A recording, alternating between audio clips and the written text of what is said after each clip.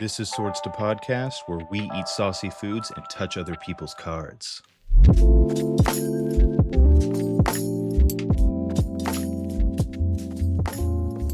Welcome back to Swords to Podcast. My name is Thomas. And my name is Adam. Folks, today we have another tier list coming at you. But this tier list specifically is the MDFCs or Modal Double Faced Cards, I believe. I think it's dual. I think it's Dual Faced Cards.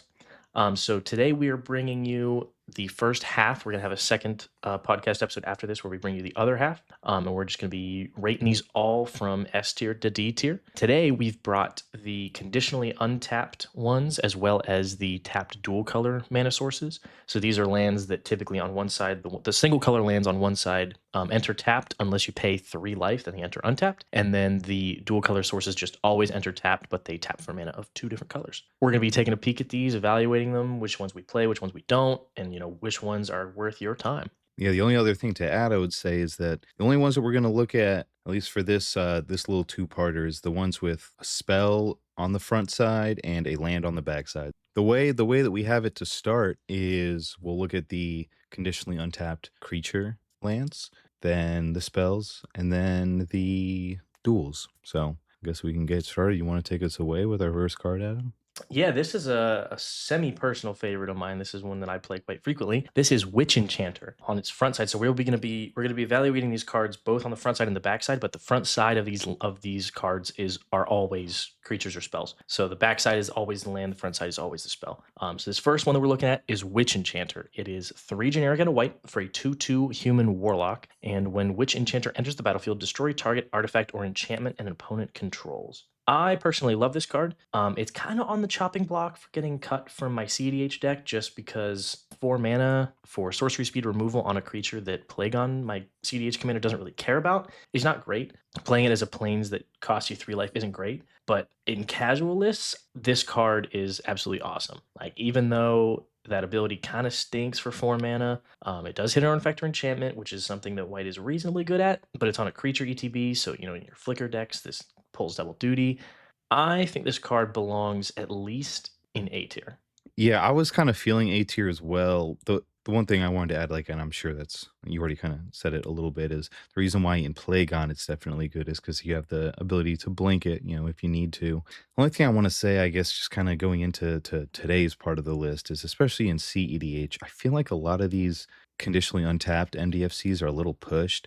It's not the worst thing, obviously. When you think about it, there's not really like a whole downside to be playing them, because if you're going to be playing, let's call it a basic land, makes more sense in our decks. You're playing 2 color, I'm playing 1 color. There's a lot more space to have basics, especially for me. You would think, it's like, why not just play them all? But I don't know. Like I said, they're definitely a little pushed, especially in the case of you're going into like some of the other stuff that you have where, for example, I have been looking at cards where it's like, oh, discard a land card, and like, yeah, it's a land on the back, but it's not a land on the front. So there's that kind of thing into it. And especially in decks that play like ad nauseum, where the front side, especially because these cards have a much higher CMC, kind of hurts you in that case. That's the only like little caveat I did want to say kind of before we get into it. But yeah, Witch Enchanter I definitely think is quite good for what it does. I mean, this whole list that we're going to get into mostly today, it's all untapped. So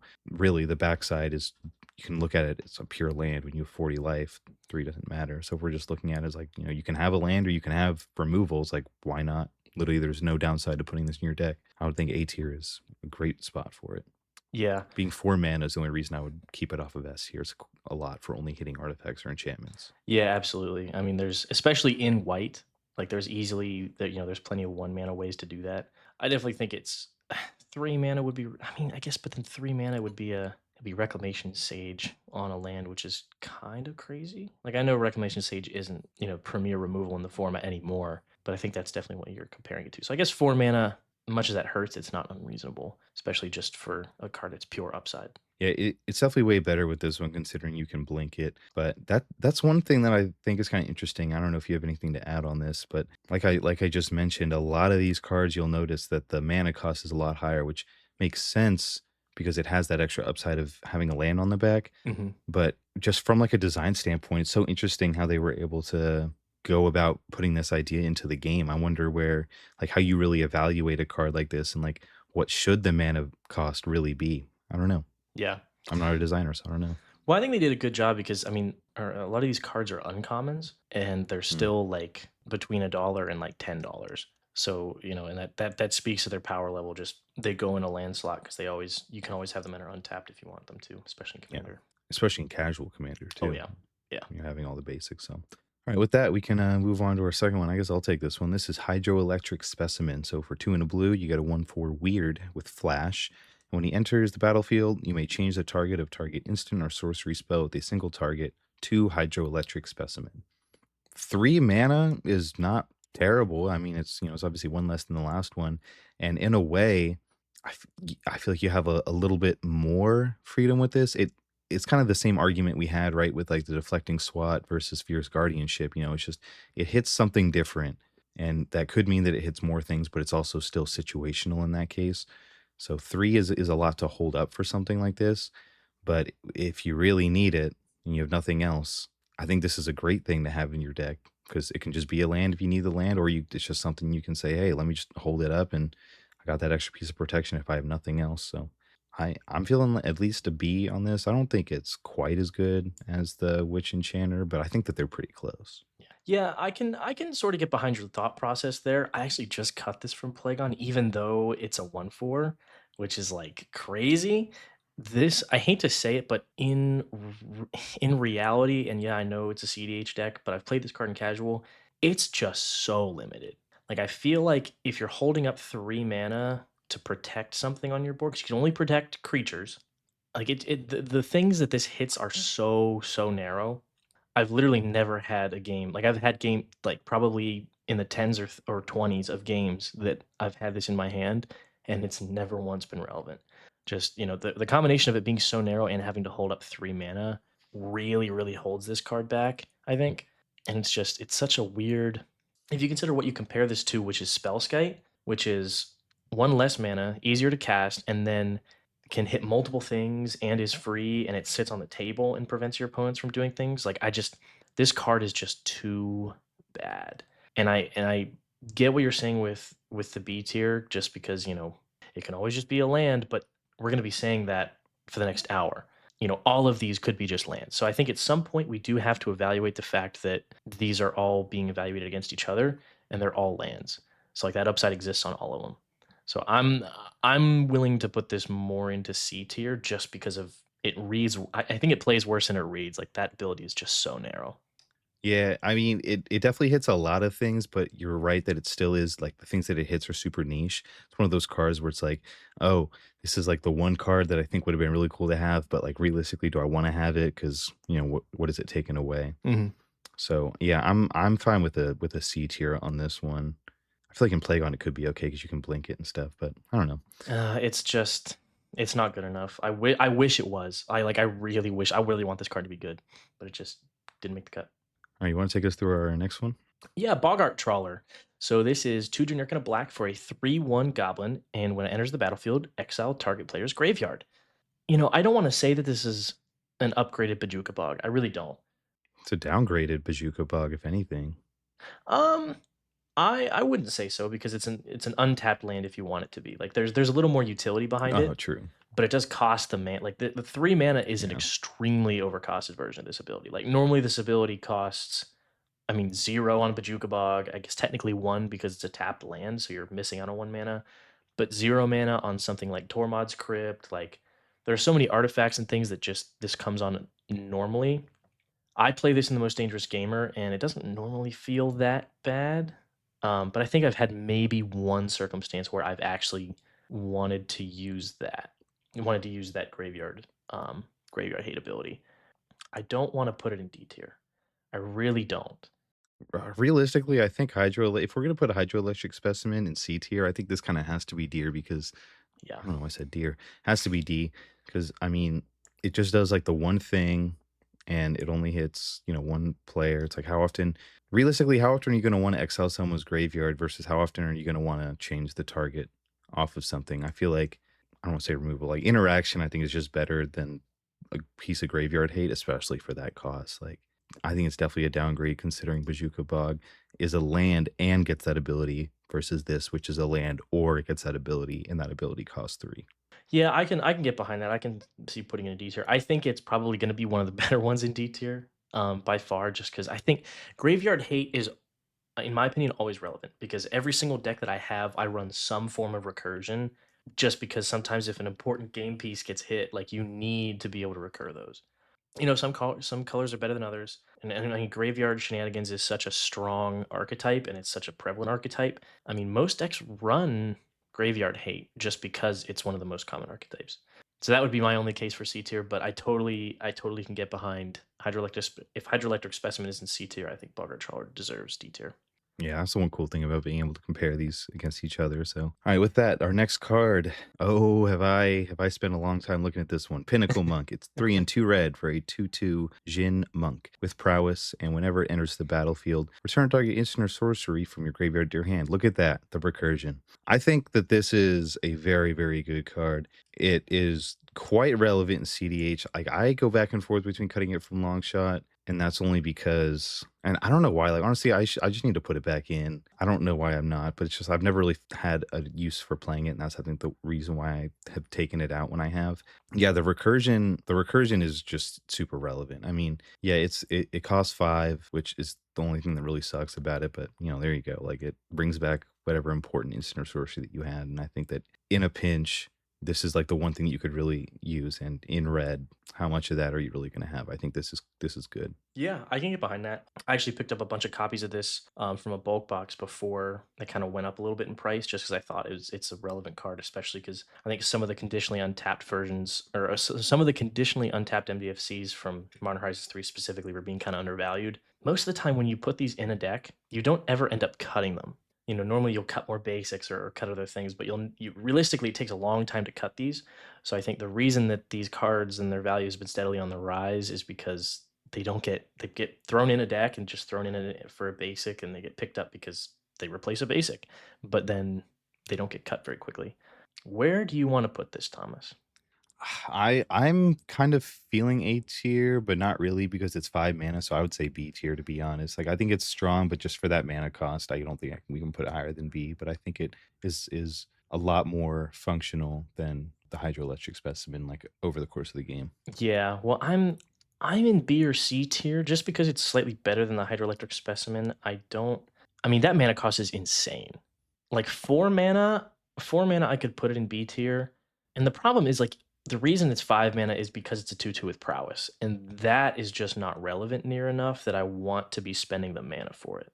And especially in the kind of decks that want this, they want to be playing low CMC things. So I almost wonder if because where it's seen, it's not always great. Like I don't want to say like if you're playing this card because it's your only option, you're probably losing that game because that's not always true. I just can't see this realistically being in B tier. No, C, I'm good with C. Okay. I'm honestly good with C. So let's go through our next one, and this is the last of the unconditionally untapped creatures. I think the thing that's going to be most relevant with all these is the fact that they are ETBs. So if you are in colors where you can one blink or two recur for free or do any like exile, bring it back, like do whatever it is, that's I think the most relevant thing about some of these. Mhm. Looking more into the casual scope of things. But our last one is Disciple of Freyles. So it's 3 and 3 green for a 3/3. A lot of threes. Elf Druid. When it enters the battlefield, you may sacrifice another creature. If you do, you gain X life and draw X cards, where X is that creature's power. Quite expensive. It's the most expensive one we've actually seen so far. And you need to have another creature to be able to do this. The gain life is whatever, unless you're trying to do that. And drawing cards is great, but it all depends on its power. So it could be really, really good, or it could be not very good. I'm feeling C on this one as well. But what do you think? I mean, I want to say B, but that I will recognize that as 100% because of personal bias. The huge downside of this card obviously is the mana cost, right? But in the decks that want it, that mana cost isn't a problem. You know what I mean? But I'm very open to the fact that we need to be judging these, objectively.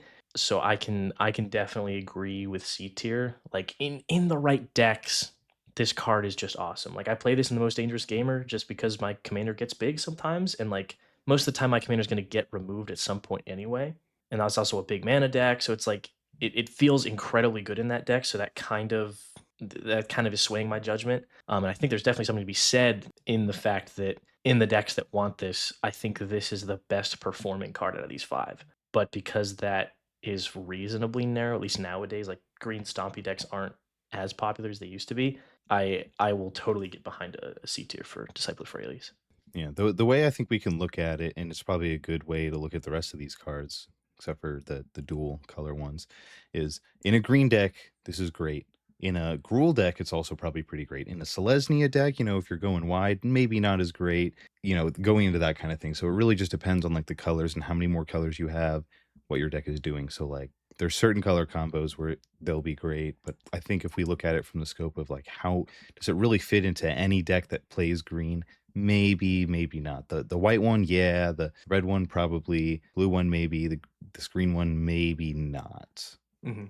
So that's kind of the way that I'm thinking about it. But Yeah, that does it for all of our creatures. So you want to take us through our first spell? yeah, and actually, some of these I'm less familiar with, so I'm excited. Notably, half of these that we're going to talk about now in this next section are from, I believe, Zendikar Rising, and these are sort of the ones from Zendikar Rising are like bigger mana, so they're going to be evaluated slightly differently. But I think we're going to try to do it in the scope of comparing apples to apples. But the first one, this one is another one from Modern Horizons 3. This is Razorgrass Ambush. It's one in a generic for an instant, and Razorgrass Ambush deals 3 damage to target attacking or blocking creature. I love this card personally. The 2 mana, obviously, it's not efficiently costed. Like normally, this kind of ability costs 1 mana, and immediately it is 1 pip. But having this on a, blah blah blah, having it on a land that can enter untapped is awesome. And I think 2 mana instant speed removal is pretty relevant, even for just small things. Like I really like Razorgrass Ambush, but just because it's in Commander, there are a lot of big creatures running around, and sometimes this won't kill what you need it to, and especially paying 2 mana to not definitively kill something, like you can play swords and Path to Exile and all that stuff.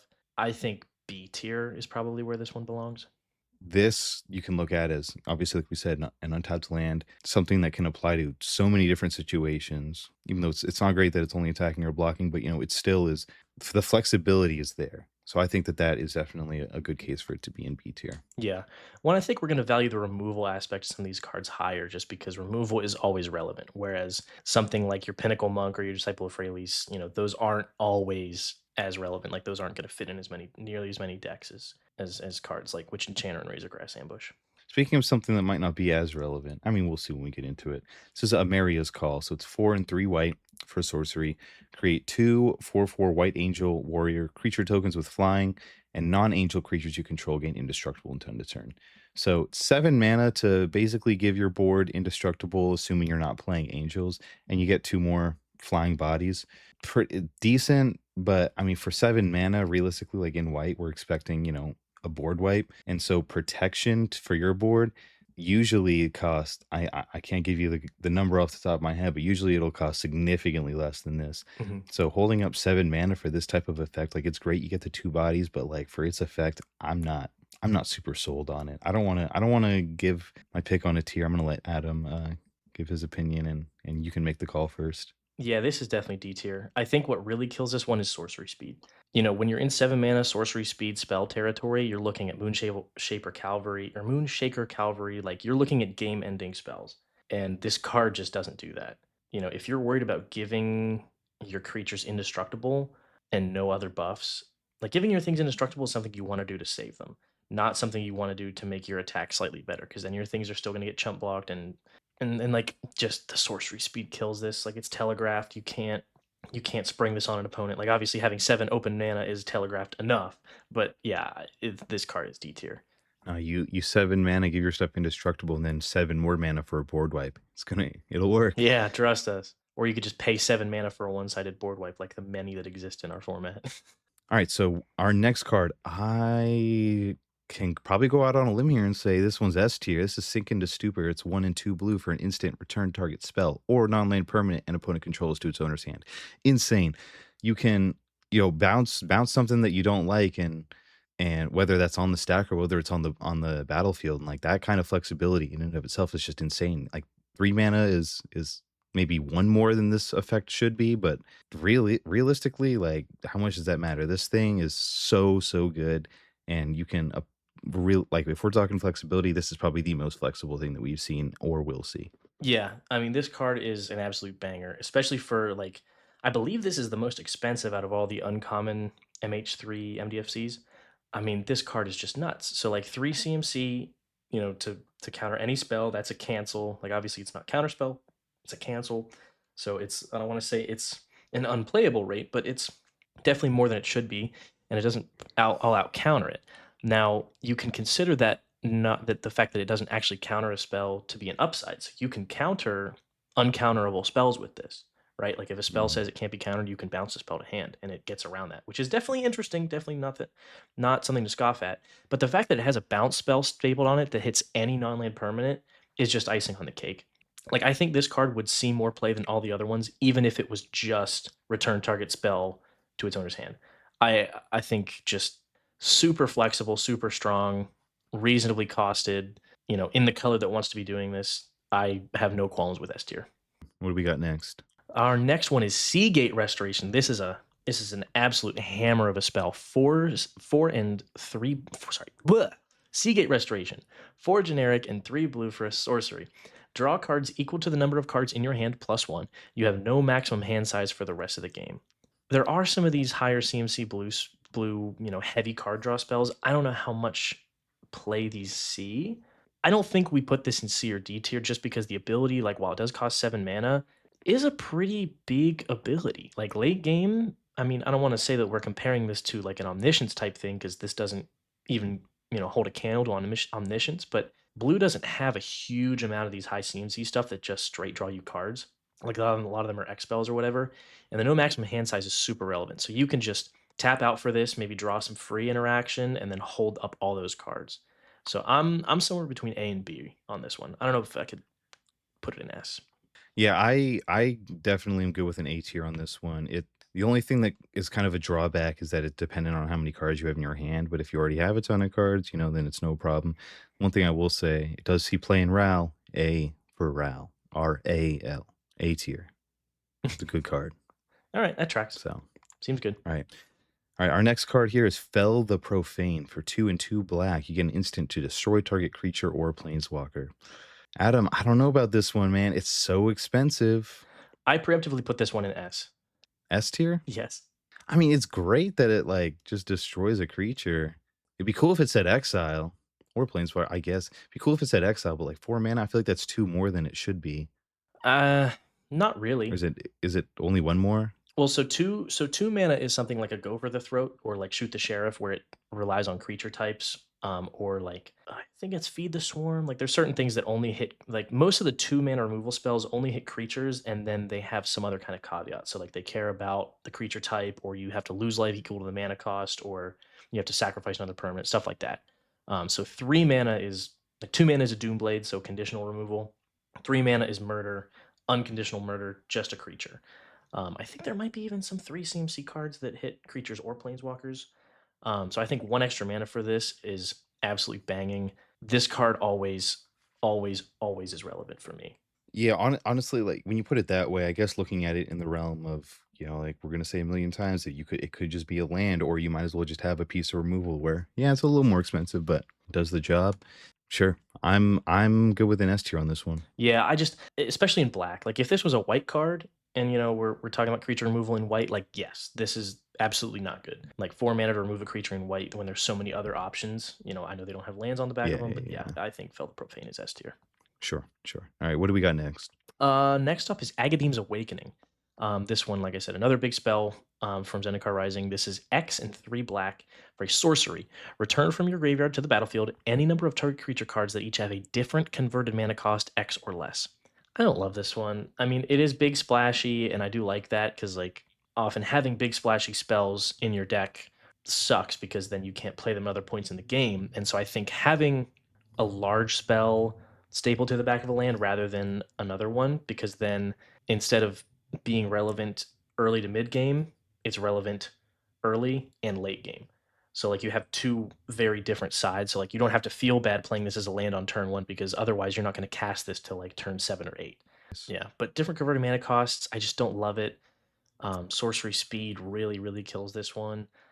C tier because it's still relevant, I think. Yeah, C tier is good. Like, the only thing that's kinda getting me is the fact that, like you said, like, the different mana cost, like, it'd be a different conversation if it was total mana cost, because then you could do some different things here, but it's cool that you can, for example, pay 3 into this and get a 1, 2, and a 3, so you're getting more value than you would if you just paid 3 and got 3 ones, but it's just different things, and it feels like it overall will probably hit less things in your graveyard with that little caveat there, so yeah, C tier is fine with me. Yeah. All right, next up we got Sundering Eruption. Bro, like this is S tier. S for Really? Sundering Eruption.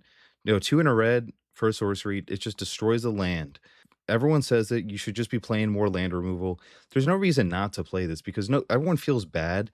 Think about it. Everyone feels bad playing land destruction, but this is a land that you can have land destruction if you need. And it's why you gotta play it in like CEDH because it can hit, the guy's cradles and whatnot. And I mean, even in casuals, like you never know, someone could have like, I don't know, a rogue's passage that's really like killing you. It's like, just get rid of that land, bro. Or you can just have a land. I feel like there's zero downside to this one, realistically. Yeah, I'm feeling S tier. It also says creatures without flying can't block this turn. So that's super relevant as well. Someone doesn't have flying. Like I kind of completely missed that. I mostly Yeah. only look at the land thing, but dude, it's S tier. It does so much. Yeah, okay. I was gonna say, like, I'm surprised that you were considering it S tier without talking about that second bit of that ability, because I think that is over like the land destruction is going to be more relevant, but I think the creatures without flying can't block this turn part of that ability is just stronger.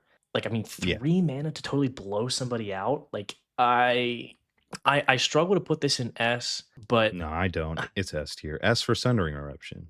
all right, yeah, I'll This is S that's tier. fine. Yep. I'm cool. I By guess. far, like I think this and Sink into Stupor are like the two that I think are just like the absolute best out of anything that we've seen so Yeah. far. I mean, I just I think I mean I think my biases are coming through because I haven't played a lot of Sundering Eruption lately, so that might be it. But I've definitely I mean I've been putting it in every deck that I've been building. Like when I built that budget feather deck, I made sure that I made room in the land base for that Sundering Eruption just because it's relevant. I think it's a good Yeah. card, so I will go with the decision of the person who plays more Sundering Eruption than I do.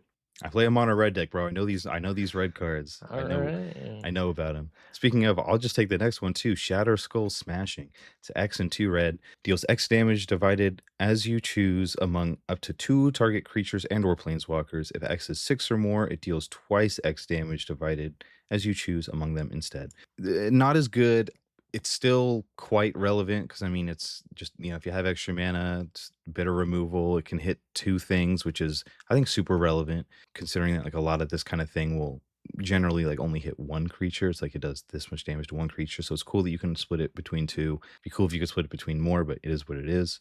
For some reason you can put 6 into this. I know you're paying 8 at that point, but then you get like that double down. So if it's something that's like really, really big, you need to do more. Like there you go. I am kind of feeling B. I don't think it's higher than B, maybe a C tier. I just think it has a lot more utility than the black one. Just in the case of you can just deal damage to creatures or planeswalkers. Mhm. So Yeah, removal is always going to be, I think, more valuable than recursion, especially in the case of Agadeem's Awakening. So I'm totally with the BT here. Sorcery speed again, just really removal at sorcery speed really sucks. Because you got to use your mana during your turn. Just ugh, I don't love it. but it's also an untapped land if you need it to be. Isn't that What, something? I know. dude? That's crazy. All right, with that, speaking of cards that can enter as untapped lands, you want to take us through our next one? Yeah. So this is Bridgeworks Battle. 2 generic and a green for a sorcery. Target creature you control gets +2/+2 until end of turn. It fights up to 1 target creature you don't control. Oh man, 3 mana creature removal in green is not bad. I mean, normally you pay like 1 or 2 mana for this, especially if you want that added +2/+2 buff. Sorcery speed, man, it's just sorcery speed. Yeah, but a lot of times when you're like doing like the fight spells, I've almost always seen them kind of played at sorcery speed anyway. Because you're usually doing it like in preparation for like your attack or something like that. There's not a whole lot of cases where you would play something like this when it wasn't your turn and you had the chance to play it on your turn, unless there's like you're waiting to see what somebody else is doing. But like if you're playing in green, you're not really thinking that hard. You know what I'm saying? Like, if you're playing green, especially if you're playing gold, it's like you're not thinking that hard. You're just doing your thing and letting other people play the game. This just in, Thomas hates green players, evidently. What is wrong No, with you? I was bundling it with red, and I'm a red player. It's like this is the whole point. It's like we do our thing. It's like you can do your thing. Don't step on what I'm doing. I won't step on your what you're doing outside of my turn. It's like that Yeah. episode from Monsters University where Mike Wazowski's trying to get into the fraternity. I forget exactly how it goes, but it's like, "You hate this guy hates kids," or something like that. I forget. I don't know. Maybe No, I'll he make a hates TikTok out of this, charity. and I'll put that clip in there, and you'll know what I'm talking about. This guy hates charity. That yeah. This guy hates cherry. This guy hates charity! Yeah, Thomas hates green players. C tier. Well, I was kind of thinking, I'm like, we B is already stacking up to be the removal tier. We already got two pieces of removal in B tier. I think it's really Ugh. good. I put it in Azuri. I think it's really good. I mean, fighting is always fun. It's only Okay. one. Like, think about it like this. It's only one more than a fight spell, but it also gives you the +2 buff. All right. All right. So All right. I think it's B tier. B tier. B tier. B tier Everybody for flame in the buff because it's comments. a +2 buff. All right, our next card is Turn Timber Symbiosis. It's 4 and 3 green for a sorcery. Look at the top 7 cards of your library. You may put a creature card from among them onto the battlefield. If that card has converted mana cost 3 or less, it enters with 3 additional +1 counters on it. Put the rest of the bottom in a random order. I don't even know, Adam. Honestly, I might have to like defer to you on this one. I think A tier. I have not actually played this card, but I just think, in the decks that want to be doing this, it's a really realistic mana cost for that. It even has a little whiff clause. So like if you hit something small, I you like can that. Yeah. make it bigger. I really like that. It doesn't mill this stuff. It just puts them on the bottom of your library. We love that. And again, like I like these high CMC cards that, can really push the game in your favor, especially when they're on the back of an untapped land. Because like early game, you don't have to feel bad about playing it as a land because you know you won't be casting it till the late game. I think for that reason, it looks much better like in an opening hand, and it also feels good as like a late game draw. Yeah, I guess when you put it that way, if I'm just gonna compare it to, like, the black one, the Agadeem's Awakening, I think it definitely has a little bit more utility. It sucks that it only hits, like, one thing. I mean, when you consider copying, doing all these other fun little janky things when you add it with some other colors, I think that's what really opens it up. Like, if you're looking at it in a mono green deck, you're probably just gonna if you have all this mana, you wanna just play other stuff. Mhm. Yeah, if you're adding it with other colors, I think there's a lot more, like, little cheeky things you can do with it, so I'm good with that. Stuff like that we're comparing this to like Genesis Wave, that's like an X spell. I think it's X and 3 green, I want to say. And it hits all permanents that you hit within that X or within that number of cards from your library, but it only hits that mana cost and below. So this has a huge upside of you can get something huge. Like you can pay 7 mana into this and get something that costs way more than 7. S 7, yeah. And you're already digging 7 Or cards just deep. more So than, like, if you're comparing it to, like, the X, if X yeah, equals 4 to make it the same, then you're hitting something that's more than 4. It yeah. seems pretty good, You're yeah, digging deeper, finding something bigger. So yeah, I like that. yeah. Alright, so with that, we are now gonna move on to that does it for all the conditionally untapped cards, that's all of them. Now we're gonna get on to everything from here on out is gonna be tapped no matter what. The ones we'll look at today, these are the 10 dual color cards. There's one for each color pairing, which is cool. And I'll be honest, these are quite powerful. And the one thing with these that I think kind of sets them apart from all the other ones that are tapped, no matter what, is that these give you two colors. So a lot of these like dual color lands anyway are going to enter tapped. So comparing it to like a dual color land that enters tapped, it definitely provides a lot more in that regard. Yeah. So, our first card here is Suppression Ray. It's 3 and Hybrid Azorius for a sorcery. Sorry, 3 and 2 Hybrid Azorius. So it's 5 mana for a sorcery. Tap all creatures target player controls. You may pay X energy, then choose up to X creatures tapped this way, put a stun counter on each of them. So I think, I mean, if you're playing energy and you're in Azorius colors, why not? Like, there's no reason not to play this. I don't even play this in my Jeskai energy deck. This card's not good. I don't know. I mean, but, like, just the first part, it taps all creatures. It's only one player, so like it. If we're looking at it in the case of what was the other one? Yeah, the Sunring Eruption. It's like it gives you like a free pass. It's only to one player, I guess. But then it's like if you have the energy, then you can tap. But you're the energy player, so I guess you would know more about this. If you think it's bad, then I Yeah. take back what I was about to say. Well, it's like the big downside. I mean, I feel like a broken record. It's sorcery speed. So if you're going to be paying, number one, you're paying 5 mana to tap all the creatures only one player controls, right? And if you have no energy, this does effectively nothing because you tap the creatures and it's only sorcery speeds. You can only tap the creatures during your turn, and then when they untap, they just untap their things. So this is effectively a 5 mana board wipe for only one player that does nothing unless you have energy. Like if this was you could tap any number of target creatures at instant speed, and then the energy caveat was on top of that, I'd be with that. Especially like I said, instant speed, any number of target creatures, or even like a limit of like 4 or 5 creatures that are owned by different opponents. Because like being able to tap down all the biggest things would be nice, but it's just too much mana for too slim of an ability that only fits into energy decks that aren't even that prevalent. And you have to have energy sorcery. Like there's just so many bad things about this card. Like I said, I don't play energy, so I was just kind of going based off the way it sounded from an outsider, but I'll take that. So D tier, we feeling? Yeah. All right, take us to our next one. I'm excited for this one. Hot take S tier incoming. Waterlogged Teachings is 3 generic and 1 hybrid Dimir mana for an instant. Search your library for an instant card or a card with flash. Reveal it, put it into your hand, then shuffle. I love this card, dude. The tap land kind of sucks, but it gives you access to the 2 colors, obviously. And this is an instant speed. The hybrid mana is great. All these are, all the ones we're going to talk about in the next couple minutes have hybrid mana. But, being like there are very few tutors that do specifically this. So this can hit a ton of things, and especially if you're trying to play, you know, like I think Waterlog Teachings is just really good. I was going to compare it to, whatever those other tutors are that only hit instants or what mystical hits instants and sorceries. But this also hits anything with flash. Mhm. So tons of creatures have flash. This does so much, especially in Demir. Sure, I'm with an S tier on this one. Well, and this also puts it into your hand. So realistically, we Yeah. want to compare this to something like Solve the Equation, which Mm. is like 3 mana. Now, obviously, that only hits instant and sorceries, so it's a little, it's slightly different. And I think finding an instant or a card with flash is a little more niche. But the land upside, Depends the, on your the, the, deck. the dual color upside straight into your hand. I think S tier for Waterlog Sure. Teachings. Yeah, I'm good with that. All right, our next card is Blood Soaked Insight. It is 5 and 2 hybrid Rakdos for a sorcery. It costs 1 less to cast for each 1 life your opponents have lost this turn. And target opponent exiles the top 3 cards of their library until the end of your next turn. You may play those cards. If you cast a spell, mana of any type can be spent to cast it. So I think that this is amazing because in Rakdos, that's a big thing is you're going to want to be pinging people. You can do that, whether it's with your spells, your abilities, or with just dealing damage to creatures.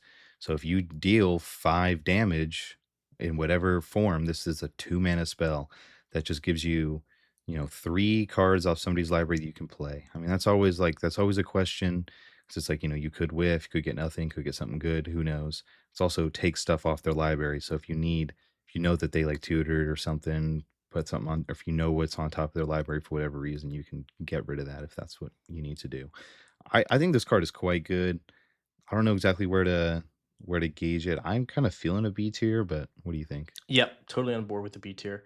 I think it synergizes really well. I think the only thing that keeps this from being A tier is that it doesn't slot very well into decks that are more colors than just Rakdos. So, like Grixis shells don't really want this card. Mardu might want it. Jund definitely not. So like a lot of the 3 color pairings that you could play this card in, they don't really want this. But I think it says enough that specifically Rakdos decks, this does everything they want to do. It wants to be impulse drawing, you want to be dealing damage. 2 mana to draw 3 cards, that's pretty standard. I do like that. Obviously the fact that it only hits your opponents does kind of suck, but in some pods it can be a downside. And I think that, 3 decks to 1 deck, I think that would give you a reasonable chance that it's a 50-50 of it being an upside or a downside. So I think B tier is the perfect place for this card. All right, what do we got next? Oh, this is Stump Stomp. 1 generic and 1 hybrid Gruul mana for a sorcery. Target creature you control deals damage equal to its power to target creature or planeswalker you don't control. So this card is why I was totally fine with having Bridgeworks Battle be in B tier. Because this card, like, yes, it is in Gruul. I mean, obviously this is the perfect color pairing for this card, but you're 1 mana less and it's not fighting. So you don't have to put one of your creatures in harm's way. It is just a pure removal spell for 2 mana. I don't know if I want to put this in A tier, but if you're cool with it, I'm cool with it. No, I'm actually kind of feeling because like if you didn't mention Bridgeworks Battle, I wouldn't have thought about that and like that comparison. I think this is definitely better than Bridgeworks Battle because of it not being fighting and being less. Mhm.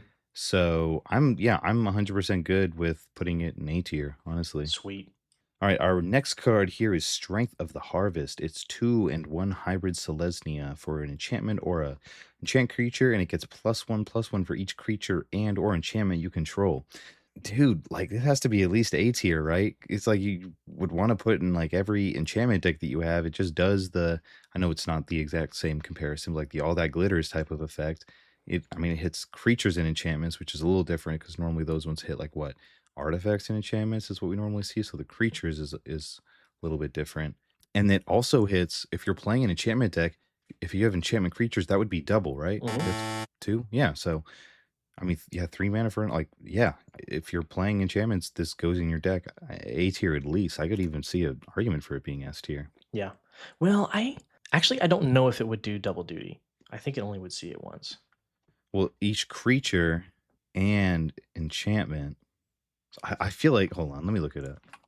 And or. If we were going to be counted twice, the card would need to be worded like Dauntless Door Bark, which I don't know. Oh, power and toughness are equal to the number of forests you control plus the number of tree folks you control. So if it was a plus, it doesn't make sense in my brain why it wouldn't work, but I'll go with what Reddit says because Reddit knows all. And also, Google AI says no. It's only counted as one object. So, okay, Imagine so no double I dipping. was gonna say, imagine that the and/or was just a slash. So it's like +1/+1 for each creature/enchantment you control. Well, in order for it to double dip, it would be gets +1/+1 for each creature you control and +1/+1 for each enchantment you control. Like it would have to be separate. Yeah. So if they're separate, but so I guess that makes sense. No double dipping, Mhm. which is fine. So I guess maybe that holds it off of S tier. But I still, bro, I Told still you. think it's like really, Told really you, good. bruh. It's still really good. I'm feeling A tier on this one. I just think there's no world where you wouldn't play this if you were in an enchantment deck Yeah, in I can get Selesnya. behind that. What do we got next? Next up is Glasswing Grace, 3 generic and 2 hybrid Orzhov mana for an enchantment aura with enchant creature. Enchanted creature gets +2/+2 and has flying and lifelink. Yeah, this is This is way ass. too overcosted. I forget. I think the card I'm considering or that we're comparing this to is Gift of Orzhova, which is 3 mana, and I believe is also 1 generic and 2 Orzhov hybrid. So yeah, I think this is D tier. Like it is relevant, and I could see like if you're playing specifically Orzhov, Life Gain or Orzhov Angels or Orzhov, maybe not enchantments, because I don't know if there's any realistic time you want to be playing a 5-minute enchantment. But I think if you're playing like Orzhov Voltron, I could see it. But I still think it would feel too bad. I think D tier. Yeah, D tier. That's not a good card. Boo. All right. Our next card is Rush of Inspiration. It's 1 and 2 hybrid. Is it?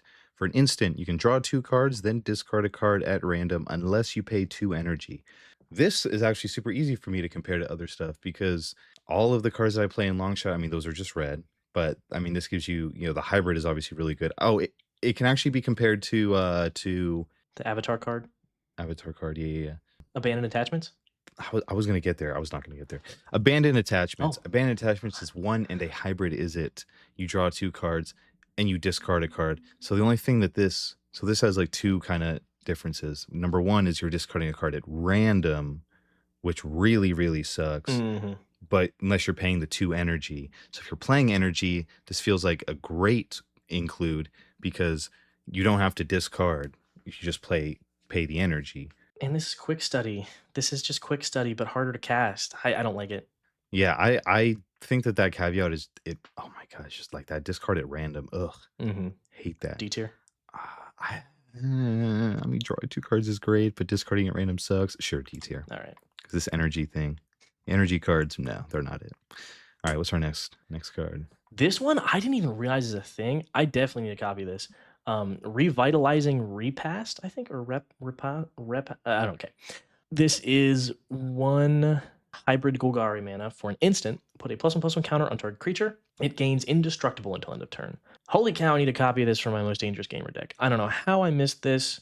Snakeskin Veil type effects. Like it doesn't give it hexproof, which kind of sucks because a lot of the removal in the format is shifted towards exiling. But 1 mana For this ability, I really like this. This synergizes with a lot of plus one counter decks, which my most dangerous gamer likes plus one counters, by the way. I think this deserves at least a B tier. I'm gonna keep it a buck. I was kind of thinking S tier because I'm just thinking like how flexible this thing is. The two color is really limiting though. Like not all Golgari decks want this, whereas like pretty much every Dimir deck would want Waterlogged Teachings if we're gonna compare apples to apples. But the one of the things that I was thinking is like compared to Snakeskin Veil. Yeah, Snakeskin Veil gives it hexproof as well, Mhm. but that costs one green pip. This could be a green or a red or not a red. What am I thinking? Could be a green or a black pip. So it's easier to cast But you actually in can't that put it case. in as many decks. That's true. You can't put it in as many decks, but we're talking about the decks that you can put it in. We're not like talking about like how many decks you can put these things in. It's like how good are they in the decks that you can play them. Well, then Disciple of Freyalise and Pinnacle Monk and Agadeem's Awakening need to be an S tier. Like they're not, and Seagate Restoration needs to be S tier. And I was thinking because those can be played in any deck with green. But I made that point when we were talking about the Disciple, where it's like a green deck would love it, a Gruul deck would love it, but a Selesnya deck maybe wouldn't love it as much because if you're going wide, like that kind of thing. Where it's like realistically, like any deck that has black and green, like this is protection. Like, yeah, you're not getting hexproof, but like how often do you need to protect it from getting exiled? Like, yeah, sometimes, but a lot of times it's the indestructible is good enough because it helps you with the combat damage or it helps you with destroy, like any of those kinds of things. So okay, sure. Maybe there can be an argument not to put it in S tier. Probably maybe A tier. But I think, dude, it's 1 mana. It has the hybrid, which makes it super easy to cast. It deals with I want to call it like 60 to 70% of the time. This is going to do probably even more realistically. Like it's going to do exactly what you need. The only thing it's not going to do is the exile, but or I guess the steal. Okay, we'll call it 60 to 70% of the time because there are a lot of things that this can't do that a Snakeskin Veil can. But it being a little easier to cast in these colors, I think it's really good. So what do you think? A tier. A tier? Okay. I do genuinely think it's really good. I just don't think it goes in enough decks. I think it goes in because I love putting that kind of like Tameo safekeeping, like these kind of like random little like 1 mana spells where it's like it's just something amazing to have because it's cheaper than a counter spell and it just protects the one. Like if that's what you're looking for is just to protect one thing, then like it does exactly what you need it to do. So if you're playing something where you want to keep your creatures alive, then like I love this effect, but that's just me.